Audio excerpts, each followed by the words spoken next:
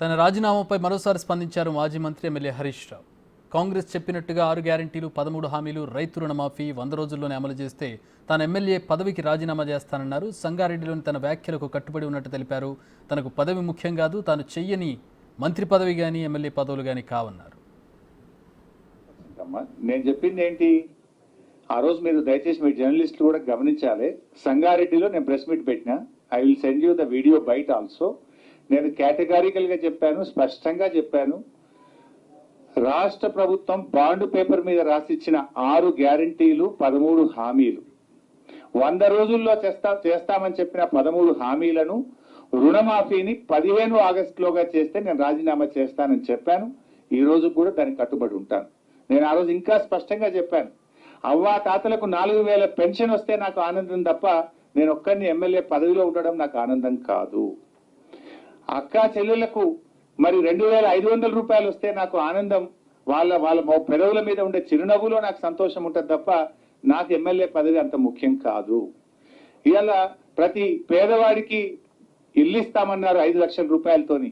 పేదలందరికీ ఇల్లు వస్తే నేను ఆనందపడతా తప్ప నేనేదో కొత్తగా ఎమ్మెల్యే పదవి చేస్తలేను. నాకే మంత్రి పదవి, ఎమ్మెల్యే పదవి నేను కొత్తగా జీవితంలో అనుభవిస్తలేను. నా పదవి కంటే తెలంగాణ ప్రజల అక్కా చెల్లెళ్ళ అవ్వాతాతల కళ్ళల్లో, వాళ్ళ పెదవుల మీద సంతోషమే నాకు ఆనందం. వాళ్ళందరికీ నువ్వు ఇస్తే, కనీసం నా ఛాలెంజ్ తీసుకొని అయినా ఇస్తే నేను రాజీనామా చేస్తా, మళ్ళీ నిలబడాలని కూడా చెప్పిన. ఇప్పుడు కూడా చెప్తున్నా మీ ద్వారా, రుణమాఫీ 15 ఆగస్టులోగా పూర్తి చేయడంతో పాటు 100 రోజుల్లో అమలు చేస్తామన్న బాండ్ పేపర్ మీద రాసిచ్చిన 13 హామీలు అమలు చేయండి. I'm ready for my resignation. అన్న వాళ్ళు చెప్పిండ్రే, నువ్వు చెప్పరా? అదే 4000 పింఛన్ వచ్చినా? అదే 4000 పింఛన్ కాదు రగన్న. మే నెల 2000 పెన్షన్ ఇచ్చే 2000 మే రాలే, జూన్ 2000 రాలే. 2 నెలల నుంచి అవ్వాతాతలకు పింఛన్ రాక పరిశాన్ అవుతున్నారు. ఇచ్చే ఏమన్నా చూడండి, ఉన్న కొననాలుగకు మంది వేస్తే ఉన్న పోయిందట.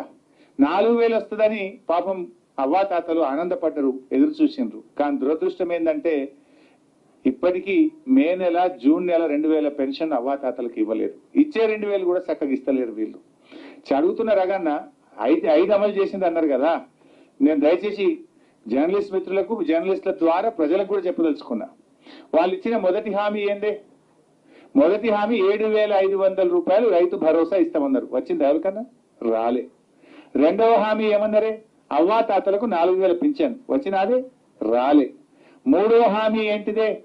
మహిళలందరికీ 2500 రూపాయలు ఇస్తామన్నారు. వచ్చినాదే? రాలే. నాలుగో హామీ ఏందే?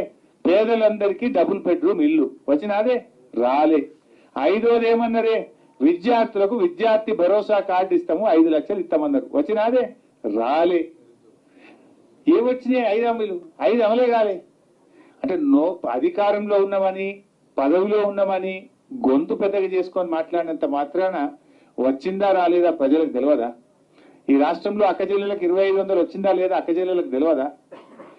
అవ్వాతాతలకు 4000 వచ్చినాయా లేదా తెలియదా? ఇలా నువ్వు ఇచ్చిన గ్యాస్, కరెంటు కూడా సగం సగమే కాదే.